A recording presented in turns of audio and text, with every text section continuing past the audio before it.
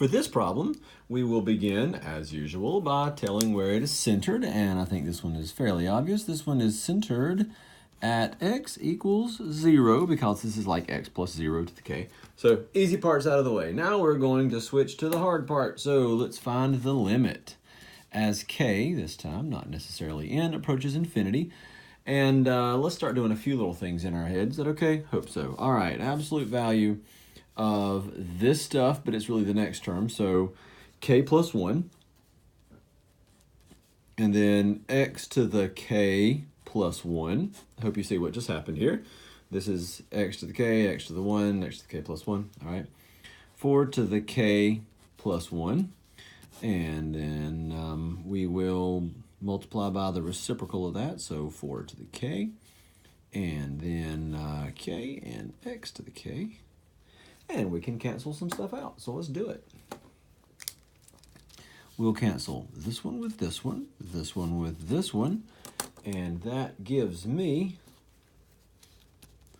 the limit as k approaches infinity of k plus 1 over k.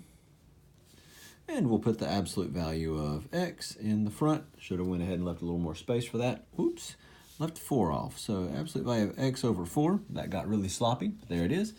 This component right here approaches 1, so we really have the absolute value of x over 4. And in order for this to converge, because it is the ratio test, it has to be less than 1. So we'll go through this process. X is less than 1. Make that over 4. X over 4 is less than 1, which is greater than negative 1. And then we'll do our little multiplication. Some of this can happen in our head. Now, it's been said before, but what we have here is a ratio test, which means that it has to be less than 1. But if it was equal to 1, it would be inconclusive. So it is not fair for me when writing my final answer with my interval of convergence to say, oh, negative 4 and 4 parentheses on both. I can't do that just because I see that here. All right, let's just go ahead and go for the obvious. Radius is 4 for slightly obvious reasons. It's centered at 0. It goes from negative 4 to 4. You could have kind of seen that here. The interval of convergence is from negative 4 to 4, but brackets, parentheses, who knows? So final answer is going to go here, but we need to test it first. So let's come over here. And we are going to test x equals negative 4. And when we do, we will plug it back into the original. And we're probably getting to the point where we can start doing a few things in our head. K equals 0 to infinity. K negative 4 to the k over 4 to the k, which is really going to give me the sum from 0 to infinity of, this is negative 1 to the k. So we have negative 1 to the k. So this is an alternating series.